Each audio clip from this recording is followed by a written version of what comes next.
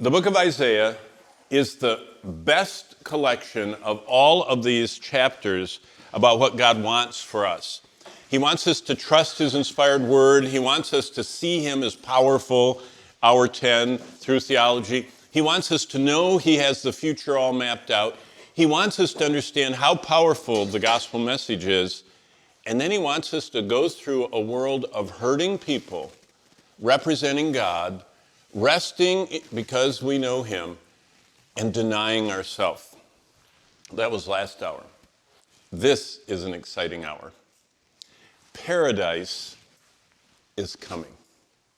Did you know that? God has decided he's going to bring back the Garden of Eden, like climate and atmosphere, to everyone. Everyone on earth is going to live in a place where everything grows like God made it grow.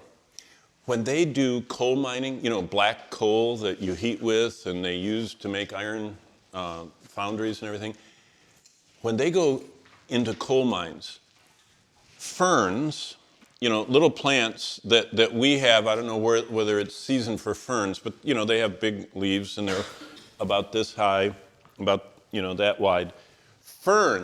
One fern leaf can be like 12 feet. I mean, it would be like a plant that would tower over us. That's how stuff used to grow on earth.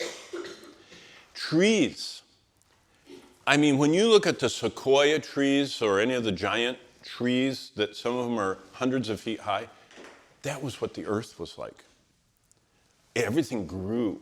Animals. I mean, you look at the dinosaurs, they are gigantic creatures. God's bringing that paradise to earth, but under one condition. The Creator himself has to return. We call that the second coming of Christ. The second coming of Christ ends the destruction of the Jewish people by the Antichrist. It starts what 20% of the Bible describes. You understand that 1/5 of the Old Testament prophecies are about this time period. The paradise the Creator brings when he returns, sets up his rule as the King of the Jews, and restores Israel to being what he wanted them to be from the beginning. You see, Israel has a future. In the tribulation, if I was teaching Revelation, and Abby's already been through it, in chapter 7 and 14, if I ask Abby to tell me what Revelation 7 and 14 is about, she'd say, it's about the 144,000 Jewish evangelists. God calls Israel to deck. They come up on deck and they start serving him in Revelation. And there are 144,000 Jews, 12,000 from every one of the 12 tribes, that go everywhere in the world, in every language, and lead people to Christ. God now brings Israel, the whole nation. He restores them, and they get to do something for him, and that's what we're going to study. So, prophecy and the book of Isaiah is all about the good news that paradise is coming to earth. So let's go to Isaiah 59, and let's start kind of walking through the paradise that God describes. And it actually is a whole book, but we're starting in Isaiah 59. As we go there, do you guys listen to the news? Did you see this article? Everything, everywhere. The big problem with microplastics. Microplastics are everywhere. They're shed from items like your clothing. This shirt that Bonnie ironed for me has a little plastic in it to make it stay stiffer. Broken down trash produced in factory, tiny pieces of debris that have been subject of a number of grabby headlines of late. This is actually the article, I'm reading it to you. Proclaimed that they've infiltrated the farthest reaches of the ocean. They're finding microplastic on the bottom of the ocean everywhere they look. I mean, it's already been in the air, then it got in the water, now it's on the bottom of the ocean. The snows of Antarctica have this. See, that's someone's fingers, and you see all that little stuff?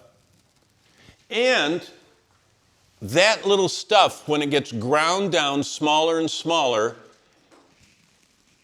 gets in the air and through your lungs, where the blood vessels interact with where the circulatory system and the respiratory system interact, the breathed in microplastics, nanoparticle size, go into the blood. And now every blood draw in every hospital finds plastic inside of your blood. That's where we've gotten to. Oh, how about this one? This is from Europe, Brussels. Bonnie and I were over there teaching last year, and I saw this.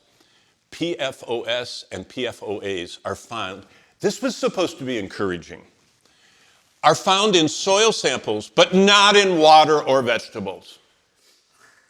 I thought, okay. So 2 harmful compounds, these are called forever chemicals. They're used in everything. They're used in all paper towel, all toilet paper, all clothing. This stuff is everywhere. They invented it during World War II, and they used it for the parachutes, and they used it and now they're putting it in all the packaging. Anytime you have food that has that beautiful, you ever look at the paper that your cookies and crackers are in? It's beautiful paper. It's so smooth, and it just is the right shape. And why? Paper doesn't normally come like that. The packaging industry has gone crazy with this and made packaging a work of art. But along the way, the chemical that makes it a work of art has been found in all samples taken from chicken runs. Now see, the Europeans are very natural food, and so they allow their chickens to be range-free, they're cage-free. They run around and they eat out of the ground, which is really good. That's how God designed them. The compost piles in their gardens, their eggs, their house dust, the serum, blood serum. So it's everywhere in the world, but it's not in the water or the vegetables yet. That's the only thing this article said. Did you know PFOAs never leave your body? The microplastics will get filtered out gradually by your liver. Isn't that a blessing? This never leaves your body.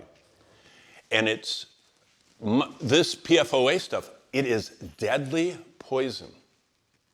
They tested it. DuPont invented it back in the 40s for the war effort. They tested it on their employees.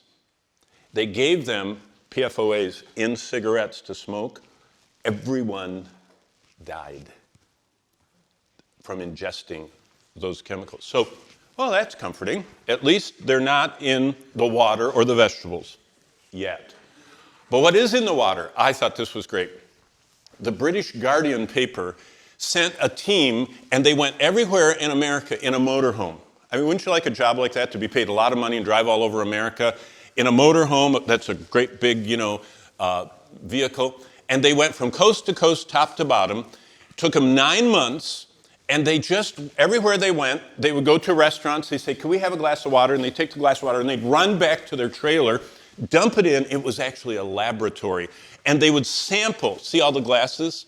They sampled water from the public water system, from the drinking fountains at the airports, from the restaurants, from the hotels, from anywhere they were. And they found arsenic.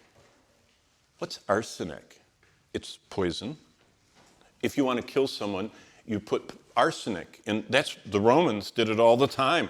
That's how the emperors got killed. They put arsenic in their wine, and they would drink it, and then they'd get a stomach ache, and then they would have organ systemic failure. So arsenic is bad. Lead? Do you know what lead does? It causes your mind to slow down until it slows your whole mental capacity down, and then it slows your physical capacity down. And it basically, they feel that part of what made Rome fall is they had their water coming through lead pipes, and the rich people of Rome drank lead all the time. So I guess all of us are getting Roman, because we have lead and arsenic and all those PFOAs. See, Brussels doesn't have any in their water. America does. And so after 9 months of investigating, The Guardian and Consumer Reports found alarming levels of chemicals, forever chemicals, arsenic and lead, coast to coast in the United States. Well, let me ask you, when is all that going to get solved? Right here. Where are we? Right there. we're supposed to be showing Christ's compassion into the world and leading people to Christ. Then Jesus takes us out and he brings the Jewish evangelists up. While that's happening, the Antichrist rises to power. He makes peace with Israel, disarms them, lets them build a temple in Jerusalem. Then he takes the temple away from them and sets an image of himself up. And things start getting really bad for Israel until they're totally surrounded and Jerusalem is attacked and they're ready to have the final Holocaust. And look what happens. We covered this a few days ago. This is Zechariah. The Redeemer himself returns.